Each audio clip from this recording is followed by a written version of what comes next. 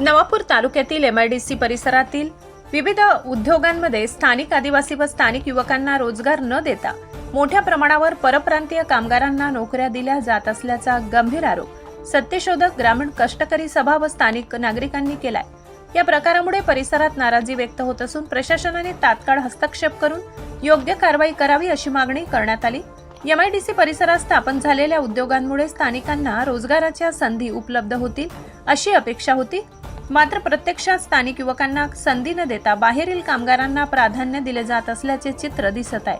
त्यामुळे स्थानिक बेरोजगार युवकांमध्ये असंतोष वाढलाय।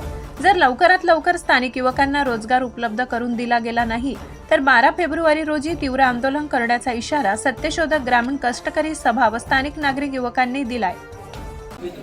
मुख्य कार्यकारी अधिकारी महाराष्ट्र औद्योगिक विकास महामंडळ आणि माननीय तहसीलदार साहेब आणि माननीय नवापूर पोलीस स्टेशनचे पीआय साहेब यांच्याशी नवापूर तालुक्यातील कोटकडा आणि नांदवण शिवारात जी एमआयडीसी आलेली आहे त्या एमआयडीसी मध्ये जो काही गैरप्रकार सुरू आहे त्याच्याबद्दल चर्चा होती आणि त्या चर्चे दरम्यान आम्ही एमआयडीसी समोर हे 5-6 विषय ठेवलेले आहेत।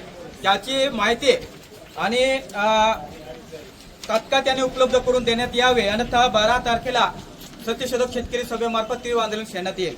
आता याच्यात जे प्रश्न उपस्थित केले आम्ही ते प्रश्न असे आहेत, नवापूर एमआयडीसीतील सर्व कारखान्याचे तात्काळ रोजगार एडिट करण्यात यावे, कारण की या एमआयडीसी मध्ये परप्रांतीय हे घुसवलेले आहे। स्थानिक आदिवासींना रोजगार न देता MP मधले राजस्थान मधले इकडचं लोकांना भरती केलेलं आहे आणि त्याच्यामुळे इथं सामाजिक सलोखा आहे तो बिघडतोय।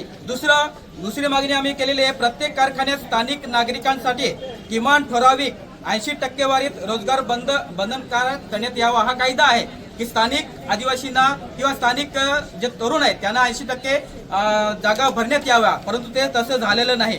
शासनाच्या सबसिडी व कर सवलतीच्या अटीचे उल्लंघन करणाऱ्या कारखान्यावर कठोर दंडात्मक कारवाई करून त्यांची सबसिडी रद्द करण्यात यावी। हे आदिवासी एरियामध्ये एक कंपनी आलेल्या आहेत आणि या आदिवासींची जी सबसिडी आहे ते सबसिडी कारखान्यांना देण्यात येत आहे आणि त्या सबसिडीचा गैर उपयोग हे कारखाने करीत आहे, त्याचे ऑडिट करण्यात यावं। त्याच्यानंतर चौथी जी मागणी आहे की स्थानिक बेरोजगार युवकांची अधिकृत रोजगार नोंदणी यादी तयार करून त्यांना प्राधान्याने नोकरी देण्याचे आदेश देण्यात यावे।